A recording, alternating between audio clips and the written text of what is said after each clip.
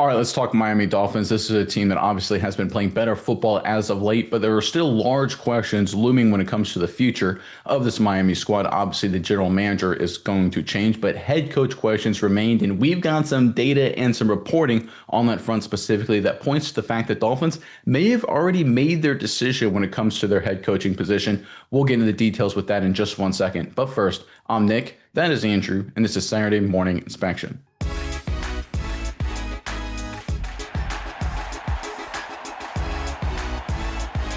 All right, the Miami Dolphins, because they've been playing better football on the field and winning some games, the stress, the immediate stress on head coach Mike McDaniel has been relieved somewhat. But I think all of us really expect, and all reporting seems to indicate, that Mike McDaniel will not return as the Dolphins head coach in 2026. But that looms the largest question right now is, when will the Dolphins make that move? Well, we've got some reporting when you look at the betting markets, the fiscal betting markets in terms of the Poly Market and the Kalshi sites, those platforms that allow people to physically put their money where their mouth is in terms of what's going to happen when it comes to pretty much everything, and specifically NFL deals. Now, anyone who's not familiar with those two platforms, you have to understand those two groups right there, they are ahead of the curve because that's where real people put real money, and real insiders allegedly will put bets on certain things when they have that specific kind of information. For example, Polymarket is really good at predicting elections. They were the first to predict 2024. All the elections that have followed on a global national scale, they're really good at it because they get that inside information. Because if you're going to put $1 million on something, you're only going to do it if you have really good details and really good specifics that no one else does. So with that in mind, when we look at the Poly Market and look at what is the next, or who is the next head coach to be fired, in fact, let's go ahead and pull up the graphic right here. You'll notice that Mike McDaniel only has a 17% chance to be the next head coach fired. Raheem Morris, number one, at 38%. Mike Kafka, number two, at 36%. Jonathan Gannon next at 21%, before McDaniel at 17%, just ahead of Sean McDermott and Zach Taylor and Pete Carroll, rounding out the top percent getters for the head coaching position when it comes to the next guys to be let go. Now, what does this tell us? It tells us that Mike McDaniel is not going to be fired this season, most likely. And I think this is the decisions the Dolphins have clearly already made. They have decided, and I think this is a change over the past few weeks, that Mike McDaniel is the guy to lead this ship the rest of the season, to evaluate their players. So that way, the next GM, and the next head coach that GM will hire will be able to evaluate this Dolphins squad against their opposition the rest of the way in a sort of stable environment. Because one of the problems that can happen when you bring in an interim head coach is that you change the strategy, you can play a little funky, right? It becomes that interim coach magic. Teams can run, they run more fake punts, they get a little tricky with things. It becomes harder to evaluate players. They keep Mike McDaniel in place so that way the next regime, the next GM, and the next head coach can effectively evaluate the roster as a whole, and they let Mike McDaniel play out this entire season as a head coach. I think it's the right move to make. And when you look at the numbers, it's clearly a decision that's what the Miami Dolphins have decided. In fact, if you go into the next graphic, mine is also courtesy of Polymarket. This is the odds Mike McDaniel was going to get fired during the season in terms of being the next coach. You can see it oscillated. It bumped its way all the way up to about 40%. It has basically been on a steep decline ever since, and it's really kind of flatlined to below 20% over the past week or so. So basically at this point, no one really believes, except for a small minority, that Mike McDaniel is going to be the next head coach fired. He will be here for the long haul to finish out the season. And like I said a second ago, I think it's the right move to make. I think this is a Dolphins team that has talent. They've got some young guys. I like their defensive line. Kenneth Grant playing better. Phillips is a steal. Zeke Biggers coming out of nowhere to have a great game against Washington. How about on offense? A-Chain, Waddle, of course, we know. Patrick Paul is a beast. Brewer's really good. Can Jonas Savaiina'a play better? Ollie Gordon's a young talent. Malik Washington coming into the picture. Right? They've got some guys, right? They really, really do. I still like Chop Robinson as a young defensive end, young playmaker. I think they've got talent. And I think if you're the next GM of the Miami Dolphins, whoever they hire, it's going to be really critical for them to get the right head coach for that talent. And the Dolphins leadership, I think correctly, and I think this is one thing Ross has gotten 100% right, understands that finding the right GM and coach combination is the most important thing for this team. Their prior decision was to go, we need to find the right coach combination for Tua. They went McDaniel to help Tua. And that's not necessarily a bad idea, but when you have organizational issues, mainly due to Chris Greer and his flaws as a general manager and his team's flaws, you're never going to be able to overcome them. Now, I'm not saying Tua or Mike McDaniel with a good organization would have won championships, but it's just a tough hill to climb when at the top of your franchise with your general manager group and his team, they're aren't top notch. So Ross is going to want to bring in a top notch team to start this thing from the top down. But in order to do that, they need to have the evaluation structure in place, and that's exactly what they're getting by keeping Mike McDaniel in to be the head coach for the rest of the year for the Miami Dolphins. Now, some of you out there may say, "Listen, this is just Polymarket. This is just one site. This is just one platform. Is this just a single data point?" That's not the case. In fact, Miles, if you don't mind, let's go to our third graphic here, courtesy of Kalshi, and they say pretty much the exact same thing. This is their odds of the next coach to be fired. Again, this is real people putting real money. This isn't just, a sports book setting odds trying to get some action. These numbers move with the dollars in real time. And currently, the way it sits, Raheem Morris, the next head coach, to be fired most likely by a big margin. Then Jonathan Gannon, then Pete Carroll, then Kevin Stefanski, then Zach Taylor, Aaron Glenn, Sean McDermott, and Mike McDaniel, according to Kalshi, all the way down at 7%. So you can see, based on the two platforms, if you average it out, Mike McDaniel has like the 13% chance to be the next head coach fired. There's anywhere between 4 to 7 coaches that are going to be fired before him or are more likely to be fired. So the reality is he's going to finish out the season as the next head coach. But the fact that he's even on this list and consistently on this list guarantees also that he will be fired, that he will be relieved, but I think which we all understand is going to happen. And I think he understands that as well.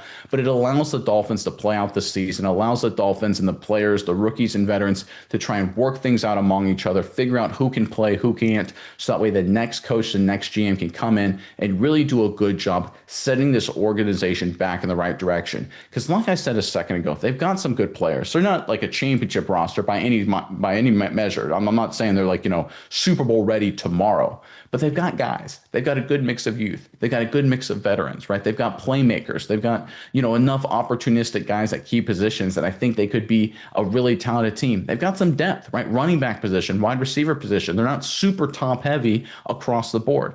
Now, listen, obviously they got some cap issues and some contract issues to work out, but that's more the reason why it's really important for the Dolphins to go through this season to fairly evaluate every single player on this roster. If you fire Mike McDaniel during the season, you don't get that chance. That's why they're sticking with him, and that's why every single platform, whether it's Polymarket, whether it's Kalshi, whether it's reporting and rumors and innuendo, they're all pointing in one single direction. The Dolphins have made their decision when it comes to their head coach. Mike McDaniel will not be back in 2026, but he also will not be fired during the 2025 regular season, and I think that's a smart move.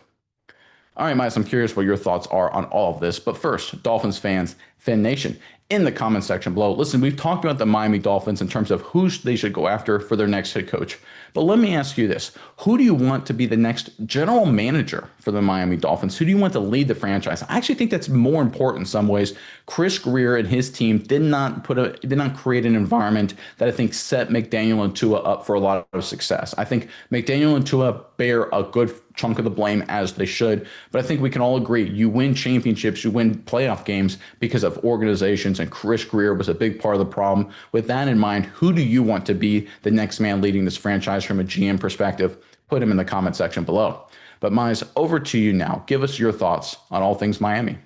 Nick, I think there's two things that you said that were vitally important, and another thing that I want to bring up as well. The first one being that I think the marriage between the coach and the GM is very important. And it's like you said, it's much less important than, the marriage between the quarterback and the coach or something like that. You have to have two guys on the same page of how they want to build the team, what's the best moves for the team going forward. It has to be a full-on collaboration. I think the best example of a team that's got this right recently is the Los Angeles Chargers with Harbaugh and Ortiz. Just two guys that I think have worked together, made a lot of good decisions on that roster, and just gotten some really good young playmakers that, they're getting the playmakers for the coach who, like, these are the guys, this is a style of player I want, this is what I want on this team. Then they go out and make that happen. We've seen that with their young tight end, Gadsden. We've seen that with the young running back and Vidal. They've just got some good guys coming on this team looking really strong. And that's because there's good collaboration and talk between the two positions on that team. Now, I think the biggest mistake you can be would be to fire one and then be like, all right, GM, let's just go find a good GM. And then, right, it's not working out with that coach. We fire the coach. Let's just go find another coach. I think the wholesale, fire sale of the front office is the best decision here. So I think that's really important for the Dolphins to go ahead and do that, but do it at the right time. I do also think keeping McDaniel to the end of the season is not a bad decision for the Dolphins either, because if you know anything about Mike McDaniel, it's that he is a very player friendly coach. The players like him a lot, not necessarily getting the best results at times through a lot of stuff, but players seem to like him. Specifically, there's recently another story came out about Jack Jones, the cornerback who came from the Raiders over to the Dolphins, having a good season with them. But just he talks about how he loves Mike McDaniel, gave him a chance. He appreciates that, all that kind of stuff. So this is a guy who can really get the players to play for him. So you'll get the best out of them when evaluating down the stretch. Like you said, I think we need to see all the talent on this roster and who can come out and make some good stuff happen, because that's going to be the key is the new coach, new GM pairing of this Dolphins team. They're going to have to get good draft picks, which the Dolphins, they've hit on some draft picks over the last few years, but there's also been some misses as well. But more importantly, you're going to have to be able to hit on your free agency or trade selections as well, which they have had some. One guy that we love that they went out and grabbed a few years ago was Aaron Brewer at the center position, a guy playing really good football. But another one, and this is probably controversial, is what exactly has Tyreek Hill added to the team? They went out, they spent a king's ransom on him. They really haven't gotten any results from him. He wasn't the game changer that they thought he was going to be as far as to take them on deep playoff runs. It's just not a team. There's bigger problems than that. So was it, he's a good player? Yeah, of course he's a good player. He's a great player. But is he the guy that you need to go spend all of that draft capital and dollars on to go get? Was that the missing piece for this team? Probably not. You probably could have used all of those picks that you trade up Tyreek Hill for to build this roster a little bit wider, a little more sturdy, a little more depth on it. So now that, he's not even playing for the team right now, it feels like, there's a lot of misses that have happened on this roster building construction. So I think getting GM, getting coach right is a good decision. I think Mike McDaniel staying throughout the season, trying to evaluate the players they do have. He's going to, give the players familiarity, a guy that they like, a guy that, is friendly with the players, a true definition of a player's coach. So I really like the plan going forward. I'm excited to see who they go and grab, because I do think that you are correct. And the coach is important, but getting the GM position right is even more important nowadays, especially with the, salary cap and everything involved with these teams nowadays. You got to have someone who can navigate those waters. I don't think the Dolphins have done a great job of everything entailing in that lately. So I think a new, fresh start for this Dolphins team is going to be the best thing available. Yeah, you bring up a great point. The fact that players like McDaniel, it's not like the Dolphins have given up, right? If they had given up on their head coach, obviously makes sense to fire him. But the fact that they're still bought in, they're still competing, it creates that environment. You can evaluate those guys, like I mentioned. But I want to talk here about Chris Greer's, just to put a bow on this, his tenure, right? He took over as the GM for the Dolphins in 2016. His head coach was Adam Gase, right? Who was the quarterback whisperer, the guy that, unleashed Peyton Manning right at the end of his career. Comes to the Miami Dolphins and, 10-6, 6-10, 7-9. Okay, maybe he's not the quarterback whisperer. They let him go, and that's probably not a terrible move, right? Adam Gase didn't turn out to be the world's best head coach the rest of his career. But then they brought in Brian Flores, and they did that whole tanking thing. Was not going to work out. Well, the Flores had back-to-back winning seasons, but they let him go. Obviously, that was a little bit of a kerfuffle between Flores and a lot of people in the leadership department. I think Chris Greer playing a role. You can make an argument Ross did as well. That still has not been resolved in terms of the settlement and things going on there. That's an interesting battle right there. But again, Greer 0 for 2. Gase not the right hire. Flores was ostensibly winning games, right? He won 19 games his last 2 seasons, but it ends badly. And now you have the Mike McDaniel situation brought in. Hey, listen, quarterback guru was the right move to make. We bring in Mike McDaniel. Things look good the first couple seasons, right? But things, injuries derail you last year. Tua seems to not be playing great football. At a certain point, you look at Chris Greer and you say, listen, man, the guys you're hiring and the guys you're working with, there's a common theme here, right? We've gotten 2 quarterback gurus. We've gotten a great defensive coach. But all 3 of these guys aren't working out. All 3 of them have had double-digit win seasons, right? I don't think Flores is a terrible coach. I don't even think Mike McDaniel is a terrible coach. I think Greer is the bad GM for a coach to work with. Now, that doesn't mean you bring in a new GM and force him to stick with Mike McDaniel. Mike McDaniel is going to be fired. But the reality is, it's so much is dependent on the GM being the right guy and hiring the guy that he can work with and setting up his head coach for success. If you don't have that, none of it will matter. Sometimes you can have a great pairing where the head coach coach and GM are at the same level. Chris Greer, at least based on reporting, was always a notch above the head coaches in terms of the structure with the Dolphins, and I think that created problems. We don't know if Mike McDaniel was ever going to be the right coach or not. I don't think he was ever given a chance to be successful. Certainly Flores was never given that chance. I think cleaning house from a general manager perspective and keeping the head coach intact the rest of the season allows the new GM to do everything he will need to do to change this franchise, get them headed in the right direction, and back to postseason success.